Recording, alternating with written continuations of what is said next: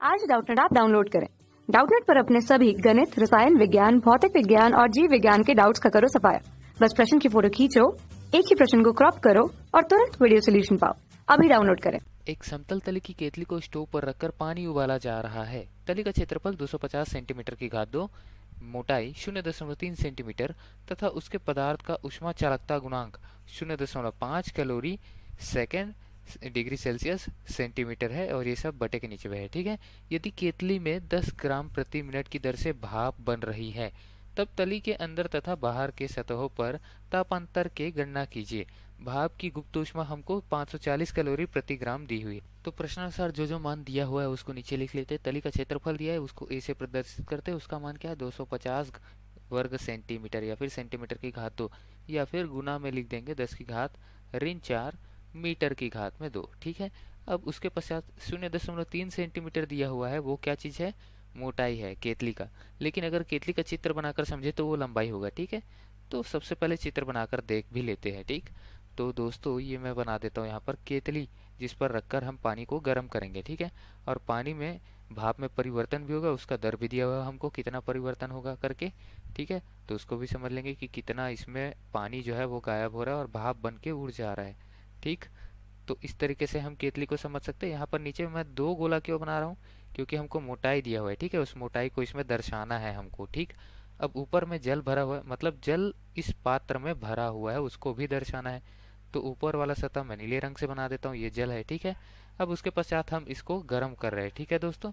तो गर्म करेंगे तो ऊष्मा क्या होगी? नीचे से जाएगी। नीचे चलिए दर्शा देते हैं। यहाँ पर हम बर्नर लगा दिए। ठीक। गैस स्टोव पर रख दिए किसी भी जगह पर। ठीक।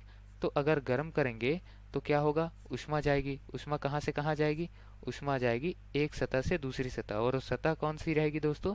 वो इस निचली सतह से वो इस ऊपरी सतह तक जाएगी। तो कितना दूरी तय की उन्होंने? कितना लंबाई तय किया? ये कुछ इतना लंबाई तय किया है, इतना लंबाई। ठीक है। और इस लंबाई का मान क्या दिया है प्रश्नानुसार हमको? इसका मान 0.3 सेंटीमीटर दिया हुआ है। ठीक। अगर उसको लिखे तो किस तरीके से लिख सकते हैं?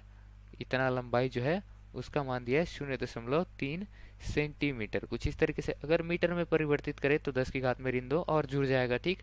तो एल लिख लेते हैं। ठीक है। 0.3 गुना 10 की घात में ऋण 2 मीटर, ये हो गया लंबाई। इतना लंबाई कवर करेगा ये ऊष्मा अगर नीचे से ऊपर जल पर आएगा तो। ठीक है। अब उसके पश्चात ऊष्मा अगर हम देखें, और अगर दोस्तों ऊष्मा प्रवाह की दर लिखे तो Q बटे T लिखना पड़ेगा हमको। क्यों? क्योंकि ऊष्मा प्रवाह की दर लिख रहे हैं ना, तो समय के सापेक्ष ऊष्मा। और इसके लिए सूत्र क्या होता है? KA/dt। ठीक है। यहाँ पर लिख लेते हैं K क्या है? ऊष्मा चालकता गुणांक है। और जिसका मान हमको दिया हुआ है, क्या नहीं भी दिया होगा तो हम इसको ज्ञात कर लेंगे। हमको दिया हुआ है ऊष्मा चालकता गुणांक 0.5 कैलोरी प्रति सेकंड डिग्री सेल्सियस सेंटीमीटर। ठीक है। अब उसके पश्चात आता है ए, क्षेत्रफल, जिसका भी मान दिया हुआ है। ठीक है। और उसके पश्चात क्या आता है? थीटा, मतलब डी थीटा का अर्थ क्या है कि तापमान में परिवर्तन। तो उसको वैसी का वैसी ही लिख लेते हैं डी थीटा। ठीक। अब बटे में क्या आता है? एल। एल यानी कि लंबाई। ठीक है। यानी यही इसी लंबाई की बात कर रहे हैं हम, जिस लंबाई को ये कवर करता है, तय करता है, जिस लंबाई को, जिस दूरी को। ठीक है। तो ये जो Q/T आएगी ये किसके बराबर रहेगी? यहाँ पर जो भी भाप में परिवर्तन होगा, जो जल भाप में परिवर्तित होगी, उसको जितनी ऊष्मा प्राप्त हुई होगी उसी के बराबर यही ऊष्मा होगी। क्योंकि यही ऊष्मा क्या कर रही है? इस जल को भाप में परिवर्तित कर रही है दोस्तों। ठीक है। तो इस जल को भाप में परिवर्तित कौन सी ऊष्मा करेगी? ये ऊष्मा, दी गई ऊष्मा, ये Q/T ऊष्मा प्रवाह की दर हो जाएगी उसके लिए। ठीक। अब जो प्रश्न में हमको दिया है ऊष्मा चालकता गुणांक के, वो क्या दिया हुआ है? 0.5 कैलोरी प्रति सेकेंड डिग्री सेल्सियस सेंटीमीटर। ठीक है। तो सेंटीमीटर में दिया है तो हम सारी चीज़ें सेंटीमीटर में ही ले सकते हैं, मीटर में लेने की आवश्यकता नहीं है। तो जो 250 सेंटीमीटर की घात 2 दिया है उसको 250 सेंटीमीटर की घात 2 और इसको 0.3 सेंटीमीटर ले लेते हैं। ठीक है। अब उसके पश्चात और क्या दिया है? केतली में 10 ग्राम प्रति मिनट की दर से भाप बढ़ रही है। मतलब हमको m/t दिया है। कितनी दर में भाप बढ़ रही है? 10 ग्राम प्रति मिनट की दर से। ठीक है। 10 ग्राम प्रति मिनट। ठीक। अब ये m/t का गुना हम L से करेंगे। क्यों दोस्तों L से क्यों करेंगे? क्योंकि ये जो है जल वो भाप बन रहा है, मतलब 100 अंश पर ये अभी भी है और भाप बन के भी 100 अंश पर ही रहेगा, लेकिन बिना ताप में परिवर्तन किए ये अवस्था में परिवर्तन किया। तो जरूरी ऐसा नहीं है कि अगर ताप में परिवर्तन ना हो तो ऊष्मा ना दी जाए। बिना ताप में परिवर्तन किए केवल अवस्था में परिवर्तन के लिए भी ऊष्मा की आवश्यकता पड़ती है, जिसको गुप्त ऊष्मा बोलते हैं हम। ठीक है, एल से प्रदर्शित करते हैं।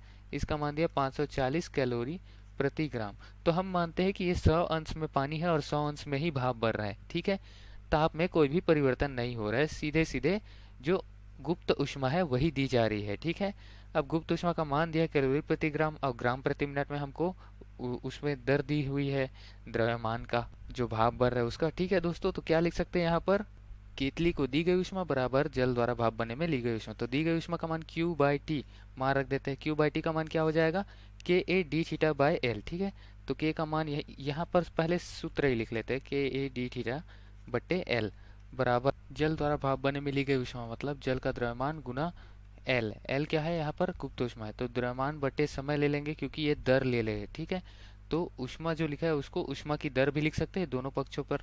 ठीक है, अब उसके पश्चात क्या करेंगे दोस्तों, यहाँ पर सभी चीज़ों का मान रखेंगे। तो के का मान रखेंगे, के का मान हमारे पास क्या है 0.5, तो रख देते हैं। ए यानी कि क्षेत्रफल का मान क्या आया है हमारे पास 250 प्रश्न में दिया हुआ है, गुना डी थीटा का मान ही तो हमको ज्ञात करना है, बटे एल का मान हमको क्या दिया हुआ है 0.3, तो रख देते हैं बराबर। तो दोस्तों एम बाई टी का अगर हम मान देखें तो ये हमको ग्राम प्रति मिनट में दिया हुआ है और यहाँ पर हमने के का मान प्रति सेंटीमीटर में रखा हुआ है, तो इसको भी सेंटीमीटर में बदलना आवश्यक हो गया। तो 10 ग्राम प्रति मिनट है, प्रति सेकंड क्या हो जाएगा 10/60। ठीक है, एल का मान क्या दिया हुआ है 540 दिया हुआ है। ठीक है, तो बस गुना कर देंगे यहाँ पर, तो डी थीटा का मान पता चल जाएगा। डी थीटा बराबर क्या आ जाएगा, 10/60 को 1/6 लिख सकता हूँ और 6 × 54 होता है, तो यहाँ 90 बचेगा। ठीक है, अब डी थीटा के साथ जो भी गुणे भाग में है उसको दूसरे पक्ष में ले जाएंगे। 90 का गुना होगा 0.3 के ऊपर में आ जाएगा 27, और नीचे की बात करें तो नीचे पर ये दो जो चीज़ है वो नीचे आ जाएंगे तिर्यक गुना होके। ठीक है, तो 0.5 से 250 का गुना करोगे तो 250 का आधा क्या होता है 125। ठीक है, तो 250 गुना 0.5 लिख लेते हैं, अगले चरण में उसको लिख लेंगे 125 नीचे पे। ठीक है, और ऊपर में हमने क्या बताया था 27 आएगा। तो दोस्तों 27/125 करें तो डी थीटा का मान हमको लगभग कितना प्राप्त होगा 0.216 डिग्री सेल्सियस पे। ठीक है, यही ताप में अंतर है दोस्तों। हमको प्रश्न में क्या पूछा है, चलिए एक बार फिर जाकर देखते हैं। प्रश्न में पूछा है कि अंदर तथा बाहर के सतहों के तापांतर की गणना कीजिए। हमने लंबाई का मान अंदर और बाहर के बीच का ही लिया था ना, तो तापांतर जो होगा वो अंदर की सतह और बाहर की सतह के बीच का आएगा। ठीक, तो तापांतर कितना आया 0.216 डिग्री सेल्सियस। धन्यवाद।